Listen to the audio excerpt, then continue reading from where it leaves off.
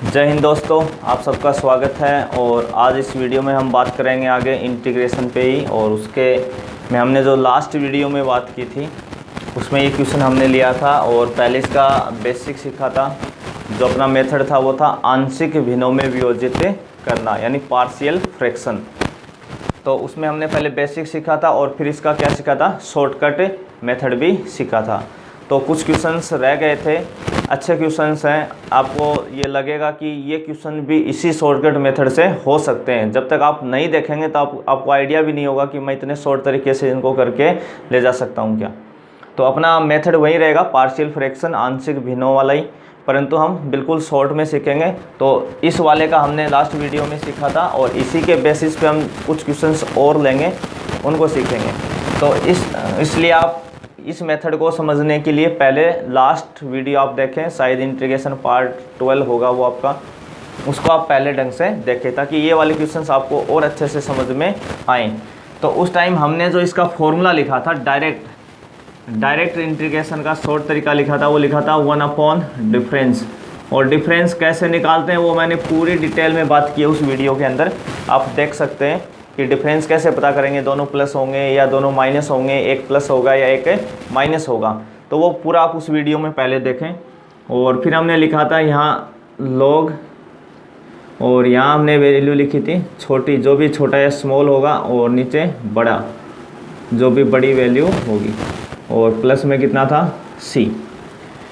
ये अपना मेथड था, ठीक है। तो इसी बेसिस पे हम कुछ क्वेश्चंस लेंगे। ये क्वेश्चंस हमने लास्ट वीडियो में किया है, इसका जो पैटर्न है। अब ये नियम कब लगेगा, ये बात आप फिर से सुन लें अच्छे से, कि हम ये जो छोटे वाला 1 डिफरेंस, लॉग, छोटा अपॉन बड़ा जो लिखते हैं, ये कब कब काम करता है। ये आपका तब काम करेगा जब नीचे दो ही फैक्टर हों, कोई भी क्वाड्रिक इक्वेशन हो, उसके दो फैक्टर आए, बस दो फैक्टर हो इनटू में। जैसे एक ब्रैकेट में ये वैल्यू लिखिए, एक ये लिखिए। कल को 3 आएंगे तो उसका हम इसी वीडियो में सीखेंगे कि कल को 3 आ गए तब कैसे करेंगे, या ऊपर एक्स का फंक्शन आ गया तब कैसे करेंगे, वो इसी वीडियो में हम बात करेंगे। परंतु ये जो मेथड है ये अपना तभी काम करता है नीचे दो ही फैक्टर हो। सबसे ध्यान देने वाली बात, नीचे 2 गुणनखंड हो और ऊपर न्यूमरेटर के अंदर यानी अंश के अंदर केवल कांस्टेंट वैल्यू हो। अभी तो हम बेसिक 1 पे ही बात कर रहे हैं कि 1 ही हो। इनटू में dx तो चलेगा क्योंकि dx के रेस्पेक्ट में इंटीग्रेशन होना है। वह ऊपर 1 हो और नीचे कोई 2 फैक्टर हो, या कोई और 3 आ जाएगा तो वो पूरा 3 से मल्टीप्लाई हो जाएगा इनटू में होके, उससे कोई फर्क नहीं पड़ना, पर अपन 1 के हिसाब से देख रहे हैं। तो अभी जो इसी बेसिस पे जो मुझे क्वेश्चंस लेने थे, उनमें जो अपना पहला क्वेश्चन है उस पर मैं बात कर रहा हूँ। e⁻x अपॉन, नीचे ब्रैकेट में है e⁻x minus 1 into e⁻x plus 7 dx। बस इसका इंटीग्रेशन करना आपको। तो अब आपको देखने में लगेगा कि ये क्वेश्चन तो बिल्कुल अलग है इस वाले पैटर्न से, पर इसमें आपको 2 चीज़ें ध्यान में रखनी है और आप यही पैटर्न इसमें आसानी से लगा सकते हो। सबसे पहले नीचे 2 फैक्टर हैं, हमें 2 ही चाहिए थे, 2 फैक्टर। अब हमें दो बातों पे जो ध्यान देना है, हमेशा 2 बातों पे ध्यान रखना है कि एक तो ये दोनों क्या हो, सेम हो, आपके एक जैसे हो। e⁻x यहाँ तो यहाँ भी e⁻x होना चाहिए, दोनों क्या होने चाहिए, सेम होने चाहिए। पहली ध्यान रखने वाली बात क्या है कि यहाँ जो भी 2 फैक्टर आपके आएंगे, 2 गुणनखंड जो आएंगे ब्रैकेट के अंदर, उसमें पहला मान क्या होना चाहिए, सेम। दूसरा, ये जो सेम वैल्यूज आई आपकी, सेम कौन थी, e⁻x, सेम कौन है, e⁻x। इस e⁻x का डिफरेंशिएशन यानी अवकलन ऊपर होना चाहिए।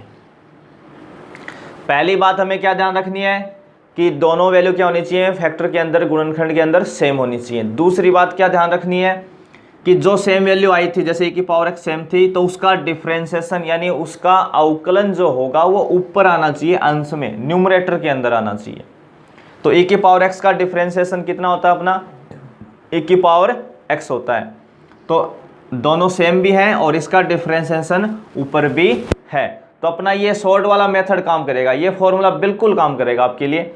तो इस स्थिति में मैं इधर लिख रहा हूँ, इसका डायरेक्ट आंसर लिख रहा हूँ। आंसर में क्या है, 1 अपॉन डिफरेंस। अब डिफरेंस कैसे पता करते हैं वो मैं फिर बता देता हूँ एक बार, 4 स्थितियां अपने पास होती हैं। जैसे यहाँ +2 है +5 है, पहली स्थिति। दूसरी या -2 हो या +5 हो। तीसरी स्थिति ये -2 हो ये +5 हो। और चौथी दोनों माइनस हो। या तो दोनों प्लस में आएंगे, जो भी ये कांस्टेंट वैल्यू आती है ना 2, 5, 1, 7, 3, जो भी कांस्टेंट वैल्यू आएगी, हो सकता है दोनों प्लस हो सकता है दोनों माइनस हो सकता हो एक प्लस एक माइनस, या पहले वाली प्लस दूसरी माइनस, या पहली माइनस दूसरी प्लस। तो एक ही बात है उन स्थितियों में। तो हमें करना क्या है, डिफरेंस कैसे पता करना है, तो मैंने लास्ट वीडियो में बताया था, फिर यहाँ बता रहा हूँ एक बार। जब भी दोनों प्लस हो, जब भी दोनों क्या हो प्लस प्लस, या दोनों क्या हो माइनस माइनस, जैसे +2 है +5 है, कल को x-2 x-5 आया होता, दोनों माइनस। तो जब भी दोनों सेम चिन्ह के हैं, चाहे दोनों प्लस हो चाहे दोनों माइनस के हो, तो आप इनको घटा के डिफरेंस पता करेंगे। 2 में से 5 घटाएं या 5 में से 2, जो भी डिफरेंस आए उसको प्लस का रखना है। जैसे 2 में से 5 कोई घटाएगा तो उसको -3 मिलेगा, 5 में से 2 घटाएगा तो +3 मिलेगा। तो वो कंफ्यूज हो जाता है कि मैं कौन सा लूँ। डिफरेंस आपको हमेशा पॉजिटिव लेना है, इसलिए कोई से में भी घटाएं। आपको तो 2 और 5 के बीच का गैप पता करना है, 3 का है, वही डिफरेंस है अपना।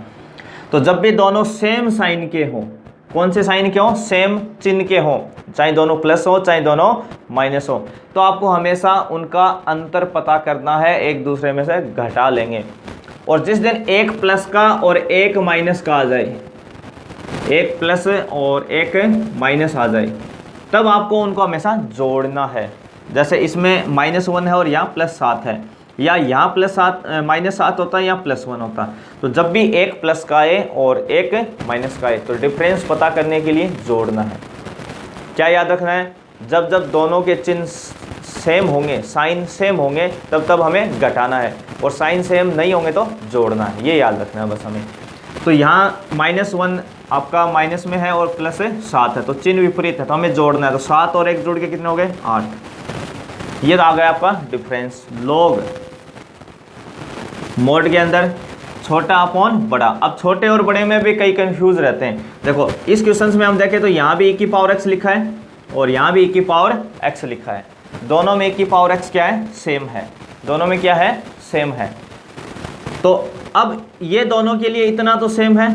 अब इसके अंदर जो जुड़ेगा या घटेगा वो डिसाइड करेगा कि कौन बड़ा है या कौन छोटा है, क्योंकि e⁻x तो दोनों में, ये तो सेम है। तो इधर हमने 7 जोड़ा और इधर घटाया, तो जिधर किसी वैल्यू में कोई वैल्यू जुड़ती है तो वो बढ़ेगी और घटेगी तो और कम हो जाएगी। तो इसका मतलब e⁻x + 1 तो कैसा है, बड़ा, और ये वैल्यू कैसी है, छोटी। ये कैसा है, छोटा। e⁻x - 1 छोटा है, क्योंकि इसमें एक घट रहा है तो ये और छोटा हो जाएगा। इसमें 7 बढ़ रहा है तो ये और बढ़ेगा, तो ये इससे तो बहुत बड़ा होगा, ठीक है ना, ज़्यादा। तो हमारे लिए हमें बस ये पहचाना कौन छोटा है या कौन बड़ा है। तो माइनस वाला छोटा होगा, प्लस वाला बड़ा। हाँ, दोनों में प्लस हो उस दिन बड़ी वैल्यू आप देखें, उसमें बड़े वाला हो जाएगा फिर आपका। तो इसके अकॉर्डिंग अपना छोटा मान कौन है, e⁻x - 1, और बड़ा कौन है, e⁻x + 7 और +c। बस एक स्टेप, यानी आप मुश्किल से 5 से 10 सेकंड के अंदर इसका आंसर लिख सकते हो। एक बार प्रैक्टिस हो गई, मतलब लिखने की भी जरूरत नहीं है, डायरेक्ट ऑप्शन में लगाइए आप। आपको लिखने की जरूरत नहीं पड़ने वाली है, आप केवल डायरेक्ट ऑप्शन में ही टिक कर सकते हैं। तो समझ में आपको आ गया होगा। और इस चीज डिफरेंस को समझना, छोटा बड़ा समझना, ये पूरा फॉर्मूला समझना, या किस किस टाइप से ये वाला पैटर्न के हमने कम से कम 5-6 टाइप लास्ट वीडियो में बात की थी। तो आप पहले वो वीडियो देख लें अच्छे से और फिर इसको देखें, तो आपको और भी अच्छा समझ में आएगा।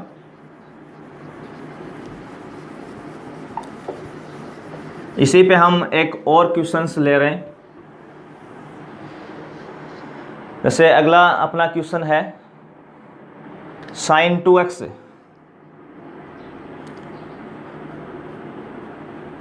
ऊपर लिखा है sin 2x और डिनोमिनेटर में लिखा है sin की पावर 4x - 1 dx, sin की पावर 4x - 1।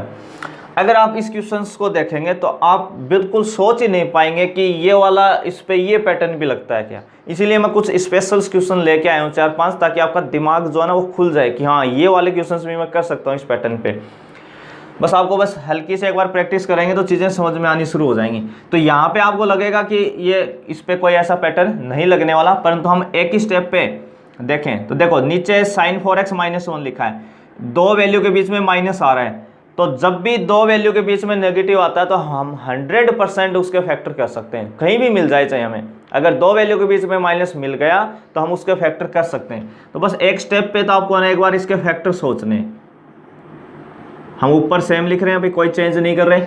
ये आपका साइन 4x का मतलब एक तरीके से हुआ साइन स्क्वायर x का स्क्वायर, और एक को हम क्या लिख सकते हैं, 1 का स्क्वायर। तो ये क्या बना आपके लिए, a square minus b square. तो a square minus b square के फैक्टर क्या होते हैं, a plus b, a minus b. a की जगह कौन है, a की जगह कौन है, साइन, ये a की वैल्यू आपकी साइन स्क्वायर x, और ये b की कितनी है, 1। तो एक बार दोनों को जोड़ना है, एक बार घटाना है। तो आप यहाँ लिखेंगे sine square x plus 1 into sine square x minus 1 dx, बस इतना ही करना है। अब अपना मेथड क्या था कि ये दोनों तो क्या होने चाहिए, सेम होने चाहिए। ये क्या होने चाहिए, सेम होने चाहिए। मिल गए सेम। सेम कौन है, साइन स्क्वायर एक्स है। फिर क्या बताया था, इस साइन स्क्वायर एक्स का डिफरेंशिएशन ऊपर होना चाहिए। तो अगर हम साइन स्क्वायर एक्स के डिफरेंशिएशन की बात करें, यानी अवकलन की बात करें, तो कितना होता है इसका डिफरेंशिएशन, पहले पावर का, पहले घात का होता है, तो 2 इंटू में आ जाएगा 2 साइन एक्स, और फिर साइन का कितना हो जाएगा, कोस एक्स। और ये किसका फॉर्मूला होता है, साइन 2x का। 2 साइन एक्स कोस एक्स किसका फॉर्मूला होता है, साइन 2x का। इसका मतलब दोनों सेम भी हैं और साइन स्क्वायर एक्स का डिफरेंशिएशन ऊपर भी है। तो मतलब अपना मेथड काम करेगा। तो क्या था, 1 अपॉन डिफरेंस, डायरेक्ट लिख रहे हैं भैया आंसर। डिफरेंस में क्या बताया था कि अगर एक प्लस और एक माइनस हो तो दोनों को जोड़ लें, तो एक और एक दो जुड़ के कितने हो जाएंगे, 2। लॉग में लिखें, मॉडुलस का साइन लगा लें। पहले ऊपर क्या लिखना था, छोटा कौन होगा, जो घट रहा है, साइन स्क्वायर एक्स माइनस 1, ये छोटी वैल्यू, और ये क्या हो जाएगी, बड़ी, क्योंकि ये साइन स्क्वायर एक्स तो दोनों में ही सेम है भाई। तो जिसमें जुड़ेगा वो बड़ा होगा, जिसमें घटेगा वो छोटा हो जाएगा। तो ये वैल्यू आपकी आ गई। तो बस एक आपको इसमें एक फैक्टर सोचना था बस। अगला जो क्वेश्चन है इसी बेस पे अपना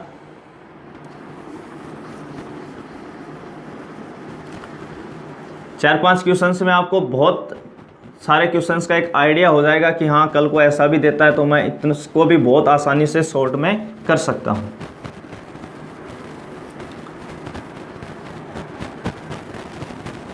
तो अगला क्वेश्चंस देखते हैं अपना। इसमें क्वेश्चंस है इंटीग्रेशन में आपको दे रखा है sec square x upon 2 plus 10x into 3 plus 10x 3 plus 10x। ठीक है, एक तो कंफ्यूज नहीं होना है कि देखो इसको 10x प्लस 2 भी बोल सकता था और इसको 10x प्लस 3 भी बोल सकता था। तो कंफ्यूज नहीं होना, एक ही बात है दोनों। तो 2 प्लस 10x बोले या 10x प्लस 2 बोले। तो एक तो हमें दोनों में सेम चाहिए था, तो सेम मिल गया भाई 10x। और सेम कौन है, 10x। और 10x का हमें क्या देखना होता था हमेशा, डिफरेंशिएशन कौन होता है, सेक स्क्वायर एक्स। तो ऊपर मिल रहा है अपने को सेक स्क्वायर एक्स। तो बस क्या करना आपको, 1 अपॉन डिफरेंस, इस बार 2 भी प्लस का है और 3 भी प्लस का है। मैंने कहा जब भी चिन्ह सेम हो तो घटा लेंगे, 3 में से 2 घटाएंगे तो 1। तो डिफरेंस कितना है, 1। लॉग में ऊपर छोटा, तो देखो 10x तो अपने लिए सेम है, 10x तो दोनों के लिए क्या है, सेम है। तो एक में हम 2 जोड़ रहे हैं और एक में 3 जोड़ रहे हैं। तो छोटा कौन होगा, जिसमें छोटा मान जुड़ेगा, यानी 10x प्लस 2, 10x प्लस 2, और ये कितना हो जाएगा, बड़ा मान 10x प्लस 3 प्लस c। तो आप खुद से डिसाइड कर सकते हो कि कितने आसानी से क्वेश्चंस आप कर सकते हो। बहुत हद तक आसान क्वेश्चंस हैं, आपकी एक बार प्रैक्टिस हो जाएगी तो इतना टाइम सोचना ही नहीं है, इतना लगना ही नहीं, आप देखते ही पहचान जाओगे सारी चीज़ें। डायरेक्ट ऑप्शन में आप आंसर में टिक करो अपने। इसी पे अपन 2 क्वेश्चंस और लेंगे ताकि 4-5 क्वेश्चंस में बात अच्छी से समझ में आ जाए कि किस किस पैटर्न से आपको दे सकता है। 2x upon x square plus 1 और एक्स स्क्वायर प्लस 3, ये क्वेश्चन है अभी आपका। 2x upon x square plus 1 into x square plus 3। तो देखो दोनों में एक्स स्क्वायर सेम, और एक्स स्क्वायर का डिफरेंशिएशन कितना होता है, 2x, तो वो भी मिल रहा है अपने को। तो बिल्कुल अपना पैटर्न लगेगा। पैटर्न क्या कहता है, 1 अपॉन डिफरेंस। अब डिफरेंस 3 और 1 का कितना आ जाएगा, 2, क्योंकि दोनों में चिन्ह सेम है तो आप घटा लेंगे। लॉग ऊपर छोटा मान, तो छोटा कौन है, एक्स स्क्वायर प्लस 1, बड़ा कौन है, एक्स स्क्वायर प्लस 3 प्लस सी। बस एक स्टेप का काम आपका, डायरेक्ट आंसर आप लिख सकते हो। एक क्वेश्चंस और देखते हैं अपना लास्ट इस पे।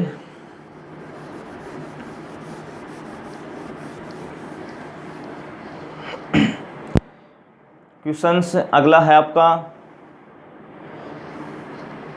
1 अपॉन 1 प्लस e की पावर x, 1 प्लस e की पावर x और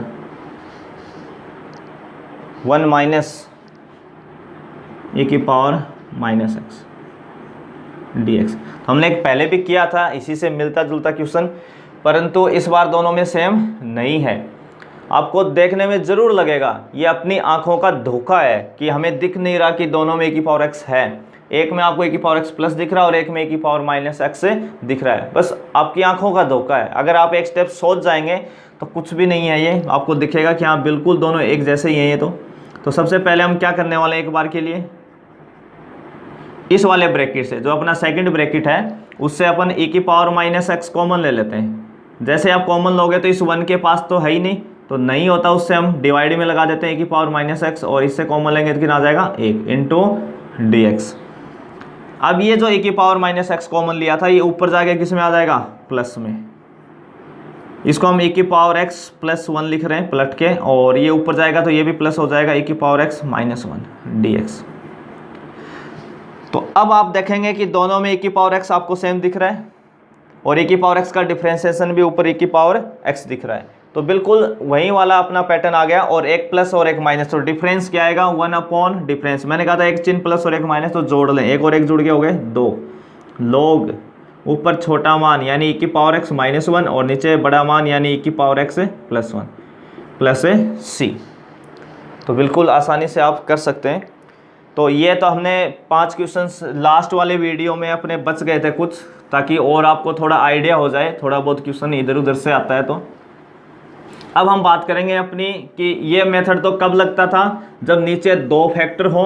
कितने फैक्टर हों, 2 फैक्टर हों, और ऊपर कोई कांस्टेंट वैल्यू होती है, और खास करके लिए हमने 1 के लिए किया अभी तक, तो तभी ये लागू होता है। कल को सर नीचे 3 फैक्टर आ गए, ऊपर कोई x का फंक्शन आ गया, तो कैसे करेंगे, तो उस पर हम 2 क्वेश्चंस लेंगे। 2 क्वेश्चंस में हम समझ जाएंगे ये बात अपनी। तो पहला क्वेश्चंस है अपना, एक क्वेश्चंस है 3x upon x plus 1 into x minus 2 dx, x plus 1 into x minus 2 into dx, ये क्वेश्चंस है भाई आपका। तो अब देखो नीचे फैक्टर 2 ही है, हम 3 वाला भी लेंगे, पर ऊपर क्या आ गया, x का फंक्शन। ऊपर x का फंक्शन आएगा तो पीछे वाला रूल नहीं लगेगा। अपना पीछे वाला रूल तभी लगता था जब कोई कांस्टेंट वैल्यू आए। अब x का फंक्शन आ गया तो अब नहीं लगेगा। तो पहले हम इसका बेसिक समझेंगे पूरा कि इसको करते कैसे हैं। तो इसको हम किस में चेंज करने वाले हैं, पार्शियल फ्रैक्शन में, यानी आंशिक भिन्नों में हम इसको चेंज करेंगे। तो लिखते कैसे हैं, पहले जिसका इंटीग्रेशन करना होता है उसको एक तरफ लिखते हैं। हमने लास्ट वीडियो में इसका बेसिक सीखा था, इसी टाइप का भी। अब नीचे कितने फैक्टर हैं, 2, तो आपको 2 कांस्टेंट की जरूरत है। और देखो x एक्स ही है, लीनियर में है दोनों, रेखिक में ही है, x की घात दोनों में 1 है, इसलिए आप कोई एक कांस्टेंट लें a, उसके नीचे कोई सा भी एक फैक्टर यानी गुणनखंड रख दें x प्लस 1, और फिर b ले लें कोई और नोटेशन, उसके नीचे x माइनस 2। तो हमने लास्ट वीडियो में आंशिक भिन्नों में या पार्शियल फ्रैक्शन में कैसे चेंज करते हैं ये अच्छे से सीखा था, पूरा डिस्कशन पूरी बात हुई थी क्यों लिखते हैं कैसे क्या है, तो पहले आप वो देख लें। अब देखिए मैंने वहाँ भी बताया था कि यहाँ पे हम इस साइड क्या लेते हैं, एलसीएम। मैं एक स्टेप बढ़ा रहा हूँ, बाकी आप कहीं भी पढ़ेंगे तो ये स्टेप आपको कहीं शो नहीं करेगा बुक में, कहीं भी डायरेक्ट सब डायरेक्ट लिखवाते हैं। तो एक बार आप समझ जाएं फिर आप खुद से लिख सकते हैं। इन दोनों का एलसीएम कितना आने वाला है, x प्लस 1 एक्स माइनस 2, इसको हम इक्वेशन 1 बोल देते हैं एक बार के लिए। यहाँ पे x plus 1 into x minus 2। तो देखो इसके x प्लस 1 एक्स माइनस 2 अपना एलसीएम आया। a के नीचे कौन है, x प्लस 1, तो आप x प्लस 1 को छोड़ दो, कौन बचा, x माइनस 2। ये किससे मल्टीप्लाई होगा, a से, तो a के साथ कौन मल्टीप्लाई हुआ, x माइनस 2। b के साथ कौन मल्टीप्लाई होगा फिर x प्लस 1, और ये दोनों साइड से एलसीएम क्या हो जाएगा, कैंसिल। तो ये वाले स्टेप कोई नहीं लिखवाता, डायरेक्ट क्या बताते हैं कि इधर वाला जो एलएचएस साइड में जो आपकी वैल्यू लिखी है, एलएचएस साइड में जो भी मान लिखा हुआ होता है उसका न्यूमरेटर यानी उसका अंश लिख लें। अंश कितना है 3x बराबर इसका बस एलसीएम सोच के लिख रहे हैं, तो a इससे गुणा होगा क्रॉस और b इससे गुणा होगा, तो ये डायरेक्ट लिखा जाता है ऐसे, चाहे आप एलसीएम लेके ले आए चाहे ये से, तो आप इसमें अपनी स्टेप बचा सकते हैं। इक्वेशन 2, और यहाँ से a और b की वैल्यू बतानी हमें, बस किसका मान निकालना है, a और b का। तो मैंने लास्ट वीडियो में बताया था कि अपने पास दो रास्ते होते हैं a b की वैल्यू निकालने के लिए।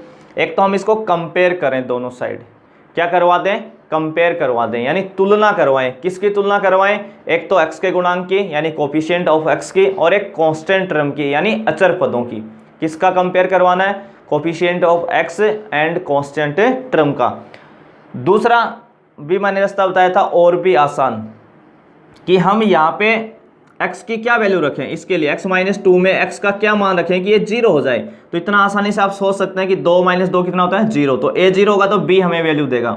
मैंने ये भी कहा था अगर आपको कभी ज़िंदगी में ये पता नहीं लगे कि x - 2 कहाँ 0 देगा, तो मैंने उसका बताया था कि आप उसके बराबर खुद चल के बताएगा अगला आपको, आप उसके बराबर 0 रख लें, x - 2 के बराबर क्या रख लें 0। आपको x को खुद बोल के बताएगा कि मैं कहाँ 0 होने वाला हूँ। जैसे आप x - 2 बराबर 0 रखेंगे तो x कितना आ जाएगा आपका 2, यानी ये 2 पे 0 है।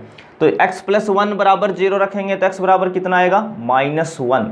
तो यानी हम पुट कर दें बस दो वैल्यू, एक तो x बराबर हम क्या रख दें 2 और एक क्या रख दें -1, बस ये दो वैल्यू रखेंगे तो अपने a और b के मान आ जाएंगे। तो देखो x बराबर 2 हम यहाँ लिख लेंगे, 3 गुणा 2, देखो x का मान 3x लिखा हुआ है, 3x लिखा हुआ है, और इस x की जगह आप 2 पुट करेंगे तो वो 3 से मल्टीप्लाई होता है। बहुत सारे स्टूडेंट तो इसमें ही कंफ्यूज रहते हैं कि 3x का मतलब क्या, 3x का मतलब दोनों मल्टीप्लाई में है, तो जो भी x की वैल्यू रखेंगे वो 3 से मल्टीप्लाई होगी। तो x का मान 2, 2 को 3 से गुणा किया तो 6, इधर x का मान 2, देखो पूरी इक्वेशन में हम रखते हैं पर ये कभी शो नहीं करते। यहाँ x का मान कितना रखा 2, तो 2 - 2 0, a को गुणा करते 0, ये पूरा 0, तो इससे वैल्यू नहीं, वैल्यू अपनी ये देगा। तो यहाँ x का मान 2 रखेंगे तो 2 + a कितना हो गया 3, और बाहर कौन है b, तो 3b आ जाएगा। तो b का मान कितना आ गया यहाँ पे 2।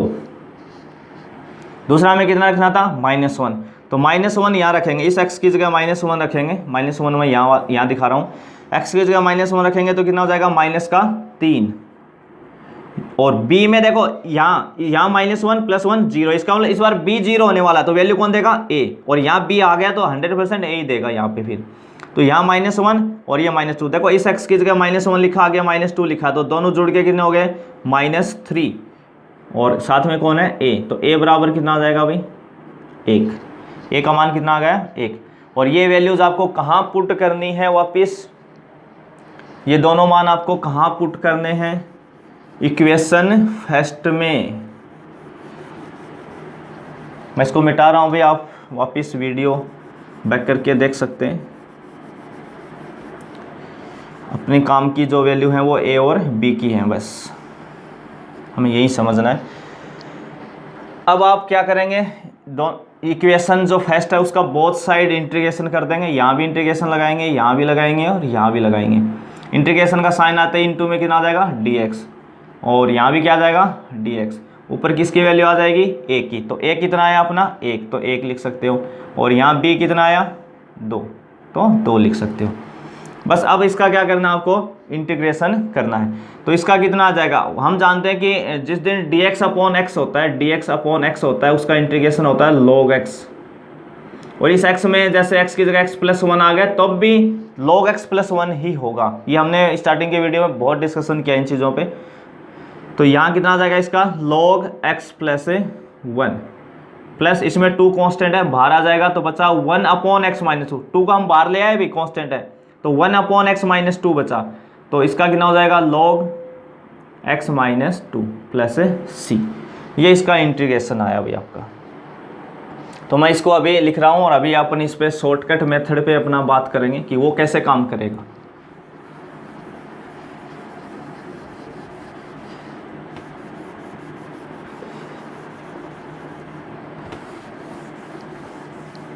तो इसका जो इंटीग्रेशन आया वो मैं इसी के नीचे लिख रहा हूँ यहाँ पे, डायरेक्ट एक तो कितना आया log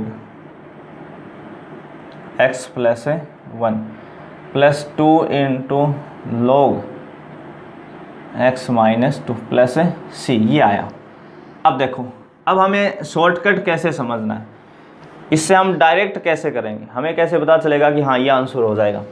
इससे हम डायरेक्ट कैसे लिखेंगे, तो आपने अभी इसमें क्या देखा कि नीचे जो भी फैक्टर आ रहे थे लीनियर हो, ये किस में चल रहे हैं, लीनियर में चले, चाहे इनटू में 2 आए, चाहे 3 आए, चाहे 4 आए, उसमें कोई दिक्कत नहीं है, पर सारे लीनियर। लीनियर का मतलब x की पावर 1 होनी चाहिए। तो ये भी लीनियर है, ये भी। तो आप क्या करेंगे, नीचे जितने भी गुणनखंड है, 2 है या 3 है, उनको log के साथ लिख लें, क्योंकि देखो यहाँ इंटीग्रेशन log में आया ना, तो इसको log x प्लस 1 लिख लें, इसको log x माइनस 2। तो आप डायरेक्ट आंसर लिखना है तो आप पहले पहला गुणनखंड उठाएं और उसको log के आगे चिपका दें, बस log x प्लस 1। थोड़ा सा स्पेस देके अगला लिख दें log x माइनस 2, क्योंकि ये तो आना ही आना है, ये तो आएगा ही आएगा। अब बात बचती है इनके इंटू में जो ए बी की वैल्यू आती है वो कैसे पता करते हैं।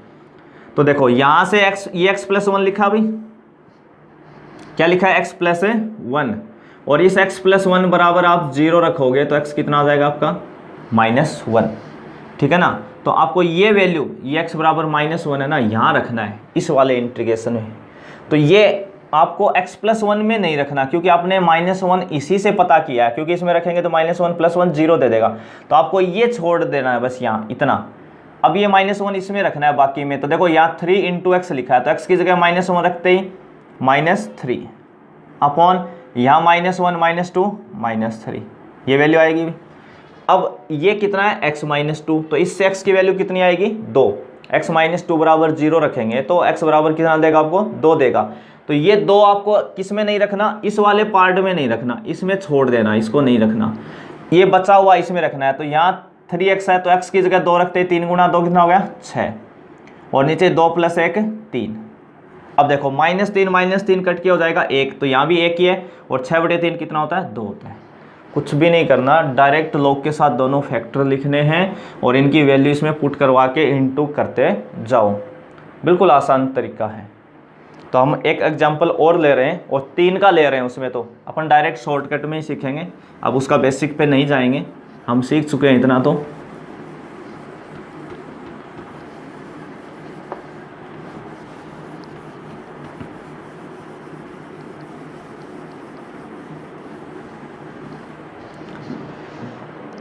तो अगला अपना है एक क्वेश्चन अपना है x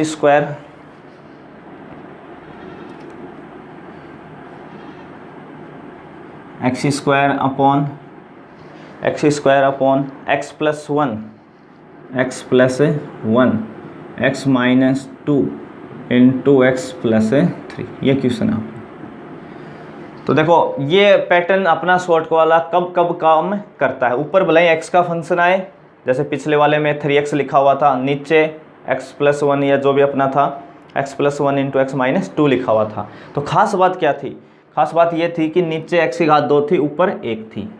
इसमें नीचे कितनी होगी, 3। जिस दिन ये तीनों गुणा में होंगे ना, x को x से गुणा करोगे x स्क्वायर, इस x स्क्वायर को x से गुणा करोगे x की क्यूब, ठीक है ना। तीनों गुणा में होंगे तो x की क्यूब आएगी, नीचे x की अधिकतम घात, और ऊपर कितनी है, 2। तो ये उचित परिमेय फलन है, हमने पढ़ा था उस टाइम बेसिक में, प्रॉपर रेशनल फंक्शन आपका, ठीक है ना, रेशनल प्रॉपर है। और जब दोनों बराबर होते हैं या ऊपर वाले की पावर ज़्यादा होती है तो हम इम्प्रॉपर बोलते थे, विषम परिमेय फलन, या भिन्न भी कह सकते हो आप, दोनों एक ही बात है।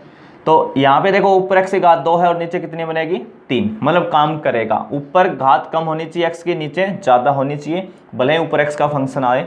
हाँ, इन तीनों में जो भी फैक्टर आएंगे उसमें x की घात कितनी होनी चाहिए, 1, ठीक है ना। कल को मान लो यहाँ x स्क्वायर प्लस 1 लिखा होता तो फिर ये काम नहीं करेगा अपना शॉर्ट वाला पैटर्न, ठीक है ना। ये तभी काम करता है जब x यानी x की अधिकतम घात नीचे कितनी हो, 1, उससे ज़्यादा होनी नहीं चाहिए, अगर है तो उसके फैक्टर होने चाहिए। फिर हाँ, कंफ्यूज करने के लिए आपको कल को x स्क्वायर माइनस 1 बोल जाए तो उसके फैक्टर होते हैं x प्लस 1 x माइनस 1, ये हमें ध्यान रखना है।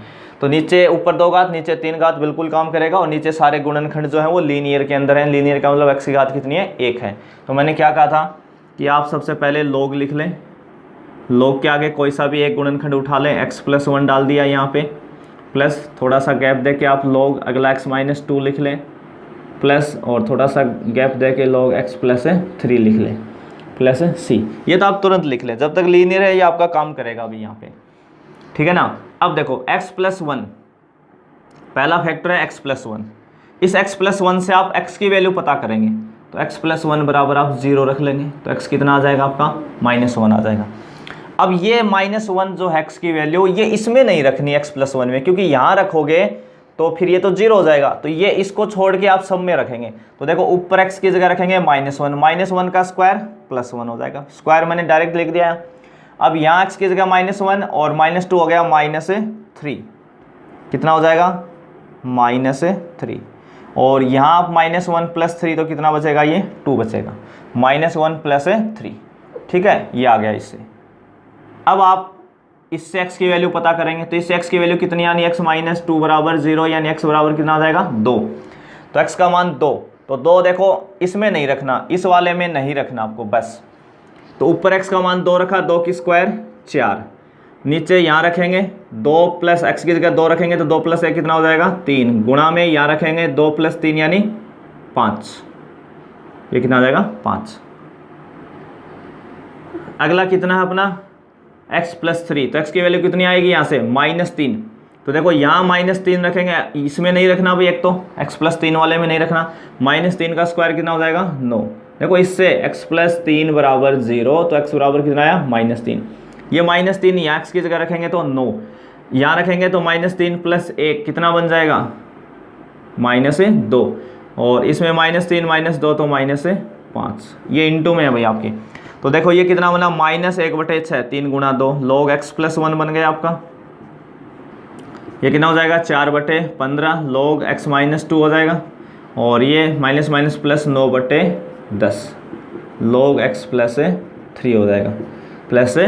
तो आप वैल्यूज़ ढंग से रखें, जैसे हमने लास्ट वाले में कितना रखा था x + 3 के लिए -3, तो -3 + 1 यानी -2, और -3 - 2 यानी -5।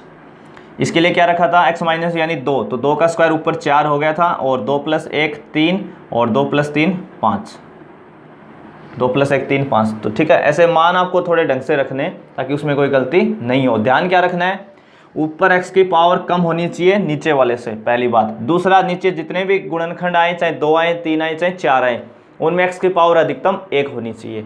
तीसरी बात, अगर ये चीज़ें हैं तो फिर आप डायरेक्ट लिख सकते हैं, आप सभी गुणनखंड को log के आगे लिखें, और जैसे पहला मान x + 1 है तो उससे x की वैल्यू निकाल के उसके अंदर नहीं रखें, बाकी जितना भी मान बचता है उसमें रखें, और जो भी आए वो इंटू में कर दें।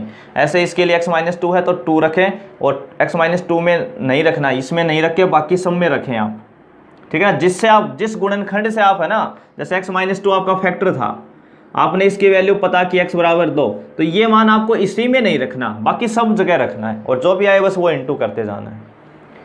तो हम नेक्स्ट वीडियो में भी और अच्छे क्वेश्चंस और अच्छी ट्रिक्स लेके आएंगे। और कईयों को ये लग सकता है कि आप कोचिंग में इतना आपको कोई पढ़ाता ही नहीं, आप चाहे खुद देख लेना जहाँ भी कोचिंग करें, इतना कोई नहीं बताता आपको, ठीक है ना। मैं इंटीग्रेशन में केवल नेवी एयरफोर्स से नहीं, आप अच्छे से सीखें उस चीज़ को, और अच्छे से सीखें, ये भी अपनी एक कोशिश है कि आप सभी पैटर्न के सभी तरीके के सवाल आप बेसिक भी सीखें, शॉर्ट मेथड भी सीखें, ताकि ज़्यादा समझ में आए। तो आपको सबको समझ में आ गया होगा। आप सभी का धन्यवाद।